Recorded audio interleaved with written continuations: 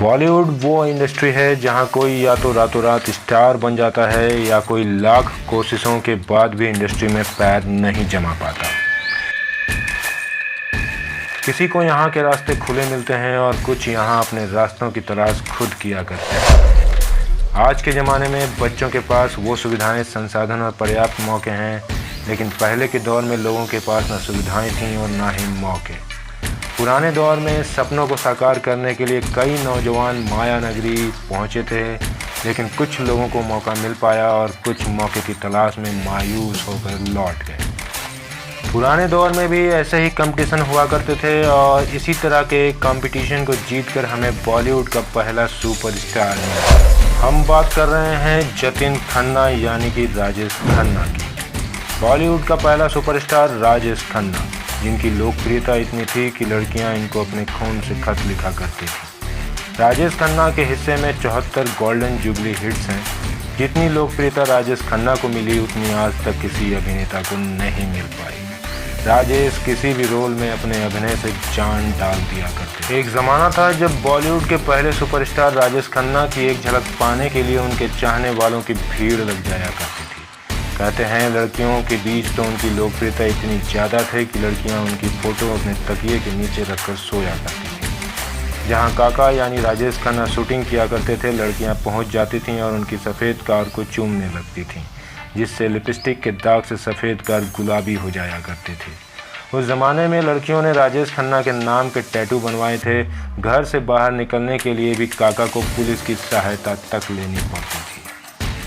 राजेश खन्ना की संवाद अदायगी यानी डायलॉग इतनी बेमिसाल थी जिससे उनके द्वारा बोले गए साधारण डायलॉग भी अमर हो गए। चाहे वो आनंद फिल्म का संवाद बाबू मोशाय, ज़िंदगी बड़ी होनी चाहिए लंबी नहीं हो, या फिर अमर प्रेम का मशहूर dialogue Pushpa I hate tears, बच्चे बच्चे की जुबान पर था। उनका रोटी फिल्म का डायलॉग इंसान को दिल दे दिमाग दे पर कमबख्त पेट न दे आज भी लोकप्रिय है। राजेश साधारण डायलॉग को भी अपने अभिनय से बेमिसाल कर दिया करते थे। राजेश खन्ना की शानदार कामयाबी का दौर 1969 में आई फिल्म आराधना से शुरू हुआ, जो 1971 में फिल्म हाथी मेरे साथी तक जारी रहा। उनकी कामयाबी और ज़बरदस्त फैन फॉलोइंग को देखते हुए बीबीसी ने साल 1974 में उन पर एक डॉक्यूमेंट्री बॉम्बे सुपरस्टार भी बनाई थी। वो अपने ज़माने में सबसे ज़्यादा फीस लेने वाले सुपरस्टार थे। हालांकि शोहरत की बुलंदियों पर पहुंच चुके राजेश खन्ना का स्टारडम 80 के दशक के बाद कम होने लगा था।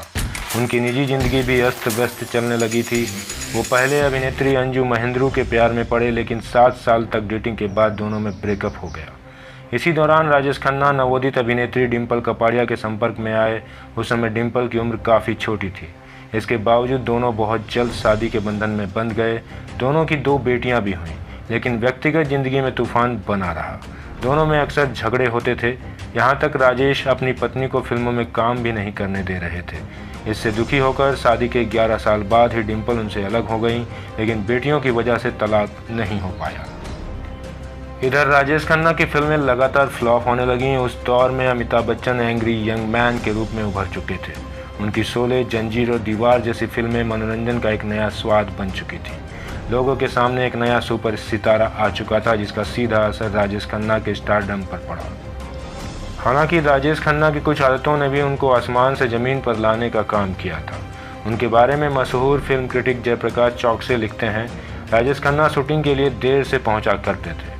सुबह 9 बजे की शिफ्ट में दोपहर 1 बजे तक राजेश खन्ना की पहुँचने की आदत थी। इसके अलावा उनके साथ हमेशा चमचों की टोली भी चला करती थी। राजेश खन्ना के ठीक उलट अमिताभ बच्चन समय के पाबंद और विशुद्ध प्रोफेशनल रहे थे। भले ही सुपरस्टार के सिंहासन पर राजेश खन्ना कम समय के लिए विराजमान रहे, लेकिन ये माना जाता है कि वैसी लोकप्रियता किसी को भी हासिल नहीं हुई जो राजेश को हासिल हुई। यही वजह है कि राजेश खन्ना को फिल्म इंडस्ट्री का पहला सुपरस्टार माना जाता है। वो स्टार जिसकी चमक कभी फीकी नहीं पड़ेगी।